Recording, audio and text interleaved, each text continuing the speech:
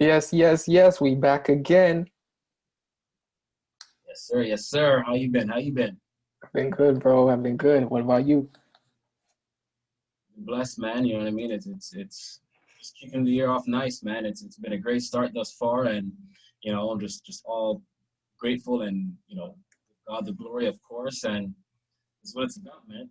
2020 is a thing in the past, and this year is just booming right now. You know what I mean? So I pray all the gems that we've been dropping so far has been beneficial to you guys, of course, and it's what it's about. You know what I mean? Like how to kind of create that generational wealth and this is a conversation. We just kind of love coming at you guys with this knowledge and these nuggets. You know what I mean? Just based on experience and just passing it forth. So hope you guys are implementing as we are because we're learning a lot. So that's That's what I've it, been up to, man. man. That's it. I feel you what you're saying 100%. Just looking forward to having this wealth talk, just talking about, certain things that we're learning along our journey that, that are important, I think, to document along the way. Because sometimes, so like even earlier, right, we were talking about this TV show we were watching, Undercover Billionaire.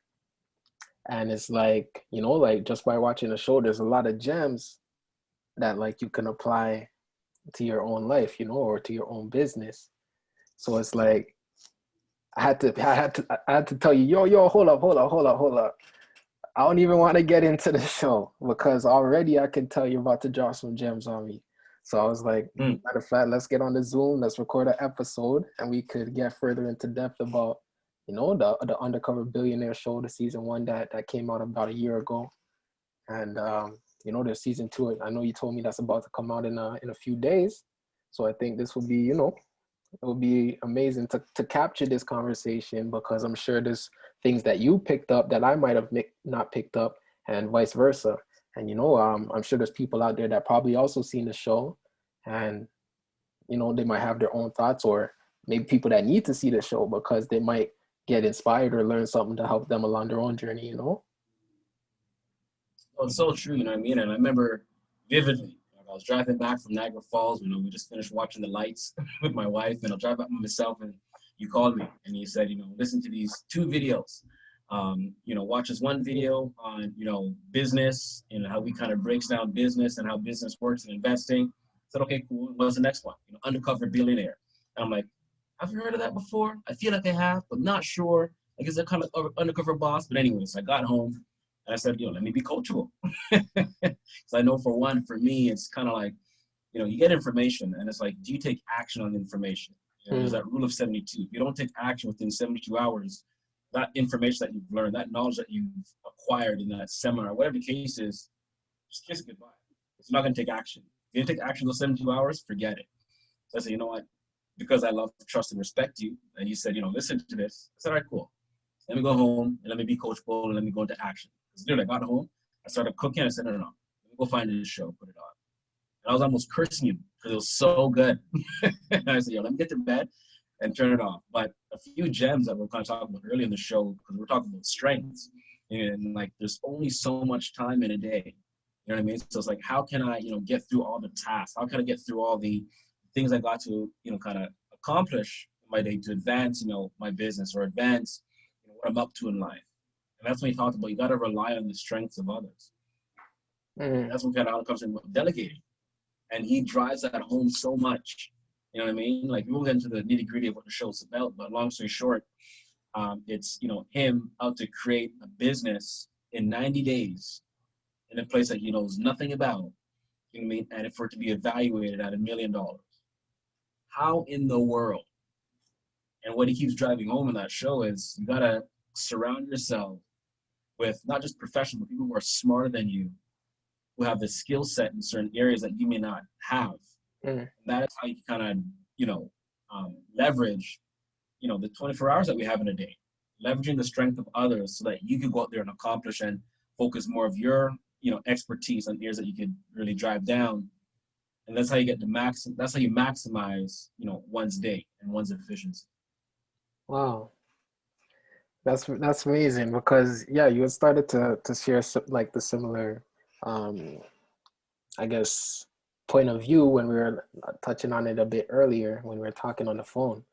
But it's interesting because from my perspective, it's like I didn't even really consider consider that. You know, for me, it was just like so mind blowing that like they give this guy $100, a used truck, and put him in a random town, and then 90 days from then they expect him to have $1 million. And it's like the first thing that kind of made an impact on me was the fact that like even how you worded it, to create a business evaluated at $1 million. So it's like when the average person, or like when I first heard it, like 10 or 100 into $1 million, I'm thinking, okay, he gets $100 bill, and in the 90 days he has $1 million worth of $100 bills, you know. But in reality, it's like when you look at how business actually works, or how businesses are actually evaluated, it's like not necessarily that the business has $1 million cash, or the business is generating $1 million in sales. It's like the business can be sold at a valuation of $1 million.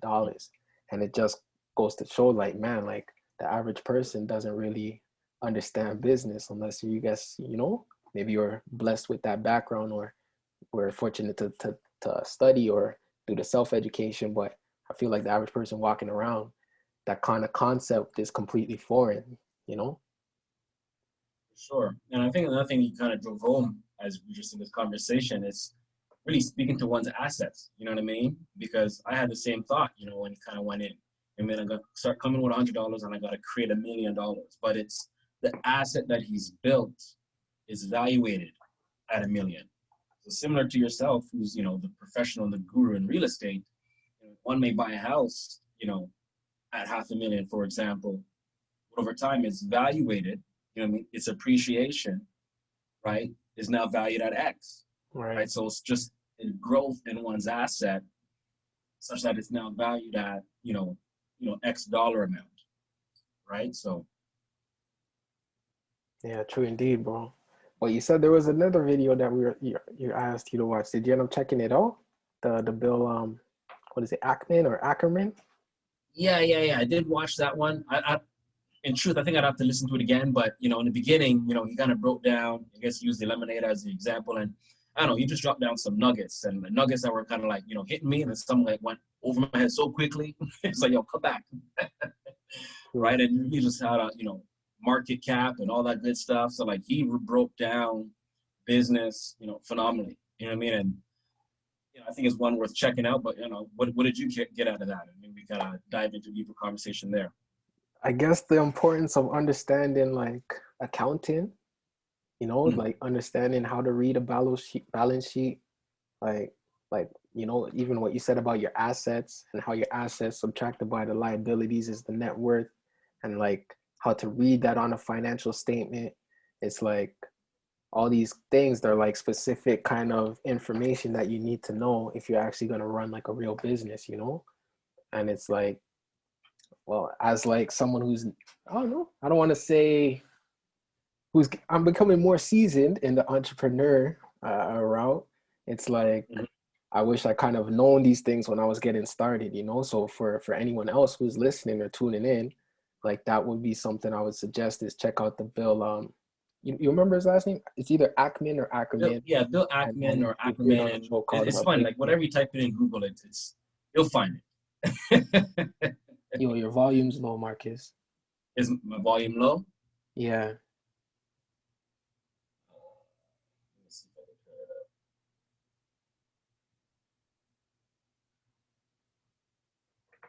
But yeah, I would recommend check that out, and to understand like the steps, and he breaks it down in completely like what is a business and how does it run and how you can grow it, and it's very informative.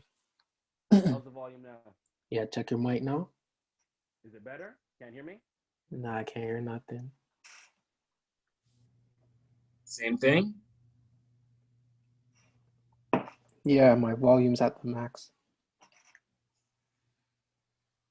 Let's see if this makes a difference.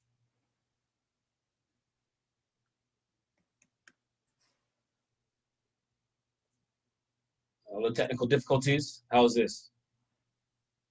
Nah, no bueno. Can you hear me though? Yeah, I can hear you still,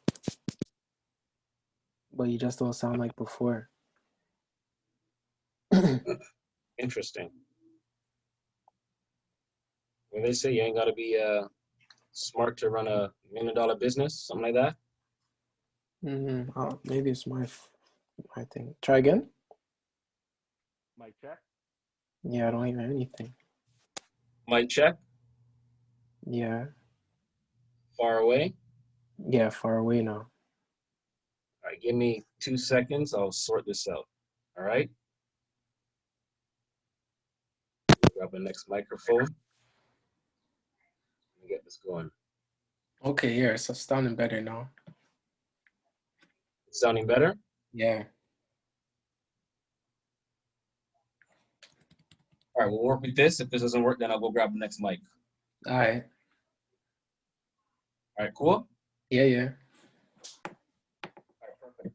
But one thing you said, you're talking about, balance sheet and, how to, what I find is interesting, even those who may be in business right now, or those going into business, or maybe those who aren't in business, because this really is for everyone, because we spoke about the 4 different areas and how to kind of build wealth. A business's objective. Hold on. They Someone say might have it's not to, seen the last episodes. If quickly before you can get in that, what were the 4 ways that we created, that we thought of, how you can generate wealth? So of course there was absolutely, entrepreneurship, owning your own business. absolutely, right? Real estate's another one. Insurance is another one, and investments, right? So those are 4 areas, and one in which one can kind of build wealth and build that generational wealth. Okay. So where I was gonna go and point to is, I guess going back to the cash flow statement that you mentioned, or their balance sheet. Right? These are things in which businesses look at, to ensure that they're profitable. You know what I mean? Whether it be on a month to month or, grander scale, year to year. However, on a personal front, right? One, because I have that finance background, I think is just important to bring to. How often are you looking at your finances the way business would? You know what I mean? Mm-hmm. Like if one were to look at their personal finances and check in, okay, what does my balance sheet look like? What does my cash flow statement look like? How many assets do I have versus my liabilities? And having that constant check-in, on a day-to-day or month to month or year to year, that is how that is how you would know you're building wealth. You're building up your net worth, right? And that's building up your wealth. So, I kind of just point that out there because you mentioned, balance sheet and cash flow statements, because if you were to look at yourself like a business owner, take that mindset and that principles, that foundational principles to your personal finances and just check in, how much assets do I have right now? How much liabilities do I have right now? And are you actively looking to build your assets and mitigate your liabilities? Mm. So I feel like there's a lot of, I guess, I don't want to say misconception, but there's this book that's quite popular, especially for people looking to create wealth. It's Rich Dad Poor Dad, right? And So in this good. book, he talks about like what's an asset versus what is a liability. And personally, I don't 100% agree with what he suggests. So I don't know, from your perspective, I know you work in the financial industry, and you also deal with insurance and things like this. So I was wondering, like, for you, would you agree with Robert Kiyosaki in the sense that an asset is anything that brings you money or gives you income, and a liability is anything that's costing you money? So he's saying like the middle class, they think that their home is an asset, but really he says it's a liability. Mm-hmm. What do you think? I disagree because I 100% feel like your home can be or is most likely will be an asset.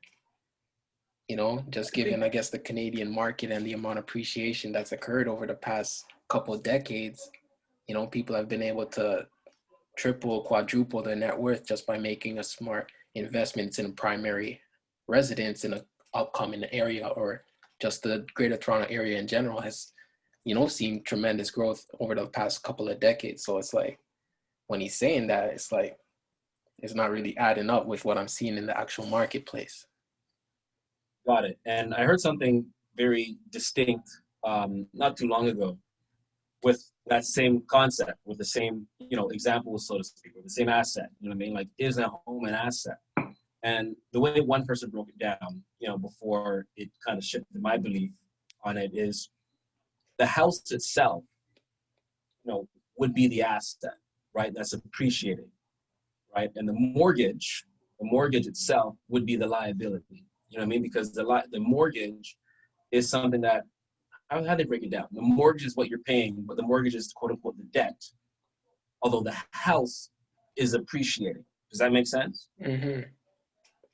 Right? So I'm not sure if that's what Robert was pointing at, but I guess for myself, when I think about, the house, is it an asset or a liability? 100%, I see the house is an asset that is appreciating in value because it wasn't that's going to be appreciated, right? And so with him saying anything that's going to, bring in money to you, if we're going to go off of that definition, so to speak, is the house bringing in money? Maybe not to your cash flow, right, so to speak, unless it's like a rental income. But if you think about principal residence, it quote unquote isn't bringing in money, although the house itself is appreciating while you're still, paying down the mortgage, which would be a liability. True. Because even in his game, cash flow, I don't know if you ever played that game. It's like Monopoly on steroids. Okay. Right, but the way his game is broken down, which probably explains or talks to how he defines assets versus liabilities, is he talks about buying a property, right? And any property that you buy ought to be cash flowing. So it's not cash flowing. Say that again. Cash flow positive. Like the amount that you're bringing in has to be more than the total expenses. Exactly, right? So if it's not cash flowing positive, I guess he would deem it as a liability, so to speak, unless you're buying something that you feel like is, undervalued, for example, and then you're going to flip it, whatever case. I'm not going to get all technical, but the premise of his game is you're buying properties that are cash flow positive to build up your assets, to get out the rat race, and that is how you, quote unquote, become affluent. You want to have your cash flow exceeding your monthly expenditures. On a passive side. And that's what I think one of the keys, to creating wealth is having those income producing assets. And it's like, I think there's a shift that's taking place where a lot of the things that we've seen traditionally are evolving. Like with the proliferation of Bitcoin and things like that, cryptocurrency, that's a whole separate ballpark. But in regards to looking at like digital assets, like people now, they're creating content and able to generate passive income streams because that content is continuously, whether it's music being played or videos being watched, it's like there's a new asset that's like a digital asset, I think. And if you're able to monetize it with advertisements or sponsorships, it's like, that's, you get what I'm saying? It's like a new income producing asset that's traditionally was never considered. 100%. Like I remember, it's so true. Growing up, not to make a joke about it, but I used to play video games. You know what I mean? I'm sure you did too. And it's like, parents say, turn off the video game. You can't make money off of that. But people are making money off of that now, right? By creating that digital content. You know what I mean? Like people are watching other people play video games, right? How to play it, whether it be Roblox, whether it be, what's the next one people used to play with all the dancing? I don't know. See how out of it I am? But long story short, people are playing video games now, creating content and earning money off of that. I was talking to my dad the other day. He was talking about, man, you should come work with me and do carpentry and all that stuff and put down floor and do up shelves. I'm like, I'm like, well, do that. If you do such a great job of that and you do it right, make video, you get paid off of that. I said, how? Just put it up on YouTube and the amount of viewers you have and subscribers and Now people are just watching, how to properly produce it. People want to, then pay ad space because people know, or the advertisers know, you're getting a lot of viewership. So of course you're gonna want to pay to be on there, like the Super Bowl. Like who wouldn't want a Super Bowl commercial? You have millions of eyeballs watching it, right? So going back to your point of digital assets, that's it. You know what I mean? Like YouTube is, I don't know, genius, so to speak, or as a platform to put up content and have just that ad space for another stream of income. They're making money and you're making money. Win-win. True indeed. But I feel like, so it's interesting, right? Because like I'm sure, as you know, obviously, like I listen to Dame Dash a lot, right? Anyways, he's building his own platform because he's saying like if it's on YouTube, for example, you're getting like peanuts on the dollar compared to what they're actually making off of the ad revenue. So from his perspective of being like, I don't know, like hard-headed, independent, I'm gonna do it myself. Like, I guess he's just seeing like if he owns the platform instead, or instead of trying to be on YouTube or trying to get on his things on Netflix, to create the next his own YouTube or his own Netflix, And it's just, I don't know, it's interesting because it's like, what if you put it on YouTube, like you may paid in full. Like this is a classic movie, millions and millions of views. Like if you're making movies now and you put them on YouTube, you're getting millions of views. I guess that's probably why he feels like they're getting peanuts, actually, now that I think about it out loud. Because I remember an artist, I don't remember who, but they're saying if you get like 1 million views for music, you get like $2,000 from YouTube. But it's like a movie, let's say if you're selling it maybe, $4 to watch online, or $3 to watch the movie, or $2, and it's 1 million views, that's 2 million versus 2,000, So now I kind of see Dame's logic in building the actual platform instead of relying on like a third party. 100%. And I'd agree with that. Like there's a lot more money in having ownership in something than being, the middle person or the third person, like 100%, you know what I mean? But all I'd say is you got to also understand where you're starting from, you know what I mean? And that has to be something like you could have an end goal in mind and have to understand, okay, where are you now to get you to that place? Like Dame Dash already got the money. And it's not to say someone cannot create that. Like if you watch Undercover Billionaire, like how he created what he created, right, of ownership, sometimes you just understand, okay, where am I? Who can I leverage as professionals to get me to where I want to get to? And just understand that, will this be my end ground or not? So you mentioned YouTube, 100%. You could look at, I don't know, Amazon could be another one, right? They have a lot of people, delivering their products right now. They don't own any, shipping, so to speak.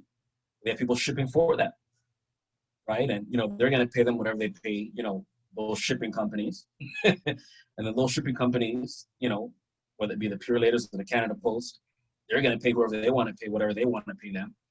Right? So it all kind of trickles down, you know what I mean? Because everyone's got to, quote unquote, feed their family or take a piece of the pie. But, the more ownership you have over something, yes, you have more of that pie and then delegate it if you so please. It's true. It's true. And I think a big part of it too is mindset. Because I feel like even when I look at like Glenn Stearns, like the Undercover Billionaire, when he did the show, it's like just to have the mindset that like, yeah, I could start with $100 anywhere in the world and create $1 million business. And it's like, I feel like, I don't know, and that whole concept just feels so foreign to even people who are currently running a business, that like, and I think the main thing is realizing it's creating a business valued at $1 million that you can in turn sell. Because man, the reason why I wanted you to watch that other video is because when the guy was talking like how to me, I felt like he was saying the whole point of starting a company is to sell it. Like that's how you Okay. monetize your business that you create. It's not the cash flow it's bringing in that or you're taking money out of your company to cover your living expenses or pay yourself some kind of salary. It's like the I want to say like the lick or like what's the proper word? Like the bag or the actual money or the payday, so to speak, is actually when you sell your company. The payday isn't the revenue that the company's creating. So it's like these companies like Amazon or YouTube or Netflix, like their lick or their payday is when they now take their company public, and now they have investors giving them money. So they're not just making money off by selling their service or products. Like even Netflix, they still don't turn a profit, but they're making money because people are buying into their company, people are buying into their idea. So it's like when I first started my soccer business, I had someone that wanted to come and invest in the company. And it's like me being so inexperienced in business, I felt like they were trying to take a piece of what I created, not realizing like, yo, the whole point is to partner with other people who have skills that you may not have to make it something bigger. And like investors giving you money when you're not even looking for is a good sign of your business, you know? So it's just like Sure. learning these gems later on. It's like, I don't know, I think it's important for us to talk about and document and share, because maybe someone comes across this and they don't have to make that same, mistake. Absolutely. So, what would your piece of advice be then for someone who may be in Is the same this situation? the idea of business is to try to get investors to invest in your business or to sell your business. That's the payday. Don't hold on to it like it's your baby, and like, because if you made one, you could create another one, you know? Mm. If it so it's like if you could create a business now and someone wants to buy in, sell that piece and get them to buy in. Because even when you look at Shark Tank or these shows, it's like you realize like, yo, they don't even have any sales, and they just got $100,000. They just got $200,000 because they have an idea or a patent on a product, and it's like, damn, like that's the flip. The flip is partnering with, like you said, like the people who have the money. So if you have the idea of the network, partner with someone who has the money to make the network, or someone with the skills to build the user interface and all of this. So it's like, yeah, bro, I'm just realizing like even now, like that's kind of the hustle, or this is how business actually works. And it's like you don't want to have 100% of your whole company ideally, because Amazon wouldn't be Amazon if Jeff Bezos just kept it for himself, you know? He had to take it to the open market where he could get billions and billions of dollars of people to buy in to his idea or his product. So it's like, yeah, I would Yeah, say scalability. business, yeah, look for investors. Well, that's the flip right there. So, scalability, and even as you mentioned all that, because I'm like a personal development junkie. So even as you articulate everything you articulated, it brought me back to one of the programs that I was in, and it's one of the assignments is to create a project, right? Create a project that you could. I'll just create that. Create a project, right? And then the objective at the end of it is to kind of create this project, and then you want to be able to pass it off, right, to someone else or another leader. Because if that project can live without you, you've created a powerful project that doesn't need you. So as you're speaking about business right now, and being one objective is to quote unquote let it go, and get those investors, have other people believe into you, it kind of just hit me in the head like wow, like that's it. Like build a business such that it can live without you. 'Cause if your business cannot live without you, then all you've done is just created a job. That's real still. So I don't know. I thought it was just golden what you said there, and again, it just brought me back to one of the assignments that I had to do for one of my projects. Hmm.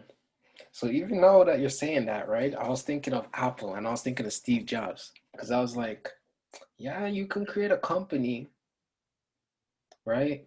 And then if you're the only one driving the company with the ideas and you're working harder than everyone else in the company, it's like that company relies on you. So I look at like when he created it and then they kicked him out, and then the company was like on a big downwards trajectory.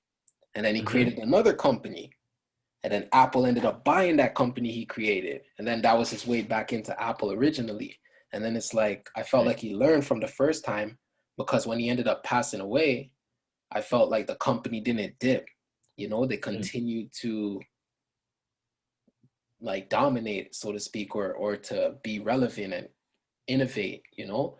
And it's like, Sure. I think that's like the lessons that he learned from the first time to be able to make the company sustainable, even without him driving it necessarily. And I think it's a matter of taking like the vision and planning out the steps so that this is the ideals, or this is the principles, and this is the culture, more so than this is like who we are and what we do. So good. So good. And another gem that you just dropped that, kind of, again, like for all you guys listening, like it's, Steve Jobs, who he is, quote unquote, made a mistake or learning something. And as we continue to evolve, you're learning new things. I mean, so it's not, the end all and be all when you may get a rejection or the door gets closed on you or something of that nature. Just, take a step back, take a moment, and, what can I learn from this? What lesson was there to learn? And then just go back out and, kind of do it again. And I just want to kind of drive that home because that was just right there for me, as you mentioned, him letting go from Apple, created something new, learn from it, Apple kind of brought him back in, and then, kind of create a culture around Apple such that you can live on without it. True. Yeah, man. I felt like we dropped a lot of gems in this episode. That's it. And I think one thing that's just right there for me, and then we'll kind of maybe get ready to wrap it up too, is going back to the undercover billionaire. The first thing he said, or one of the first things he said, which I thought was just like so like right bit like, oh my goodness. When he was talking about business, and you guys gotta watch the show. Watch the show. But he was talking about when it comes to selling, right? A lot of people kind of create or make a product first and then go try and find their consumers, find their customers. And there's no bad, there's no wrong. However, his belief, which I could see now, is you want to find the buyers first, right? And for me, I thought that was like, oh my goodness. If you find a buyer first, then you kind of, it's not getting technical in my head, but the point I want to drive home here is finding the buyer first. You can then almost kind of create or tailor a product or service around that. If you're creating something that, you quote unquote love, and there's no market for it, then you're just like, you're running, you know what I mean? And it could be exhausting. It's not to say your product or service isn't worthy of selling, because it can be. It's just it may require a bit more work. I think that's all I want to kind of drive home. Yeah, because it's funny now that you mentioned that, I'm thinking back to the show, and it's like he's sitting in the truck and he's looking online for people that are looking for or willing to pay money for certain things, right? And he sees like someone's willing to pay for a wrought iron fence, and someone's willing to pay for like big truck tires. So he's like, oh, but then once he tries and those kind of don't work out, he ends up seeing like another ad to sell like a toy, or like a dog toy or something like that. So now he goes to get the dog toy, and he's going to the dog park trying to sell it, and he's like, oh, you know what? I didn't follow my own advice. Yep. And it's like, as you see, it's like it didn't end up working out. Or you even see like sometimes people with a lot of experience, they may know this is what I should do, this is the way to do it. But now when it comes to actually taking action, they may not even follow through with what they know is the right thing to do. Mm-hmm. That's another thing too, just trusting your gut. And I know, again, self included, sometimes like it can be one of the hardest things, because, and I say that because, your analytical mind will start talking, and then it's kind of like, well, rationally, it could work out like this, although your gut may be saying something else based on what you know. And then, one could have fear stepped in. It's kind of like, you know what I mean? Like a lot of factors could weigh in on your decision that could alter your core belief that what you believe or know is something that you ought to do. You know what I mean? So I say that to say, sometimes you really just got to trust your gut, trust your instincts. And although it may not work out, as quick as you want it, it's trusting in that process. Just because it doesn't work right away, it's not to say it's not working. Mm, damn. I think that's an amazing way to end off, man, because that's powerful right there. Trust your gut because you already know what's the right thing. You know, you'll feel it. When you feel it, follow that feeling. So, All right. yeah, that's it. Well, appreciate you guys tuning in. And before we go, just want to say, uh, if I haven't introduced myself, Tristan Scott Real Estate. Always here to help anyone looking to buy, sell, or invest in the Greater Toronto Area. If you have any questions about the market, just feel free to get in touch with me, Tristan Scott Real Estate on Instagram, or just Google TristanScottRealEstate.com. Always here to help, even if you have questions for investing or development or property management or mortgages, anything real estate related, hit me up. Marcus, you So, want to share with the people? absolutely, man. And again, he's the man you want to talk to when it comes to real estate.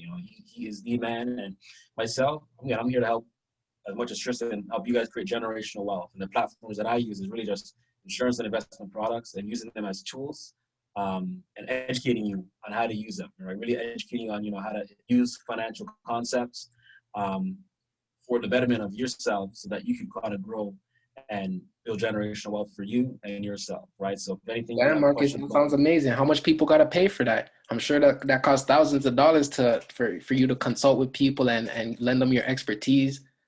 Like, can you just touch on that a little bit? well, that's it, you know what I mean? And you know what, for me, for myself, you know what I mean? This is just a contribution to me, contribution to you guys, you know what I mean? Like, just because of my upbringing, and I believe that this is valuable information that, people need to know. It's not taught in schools. My consults are free.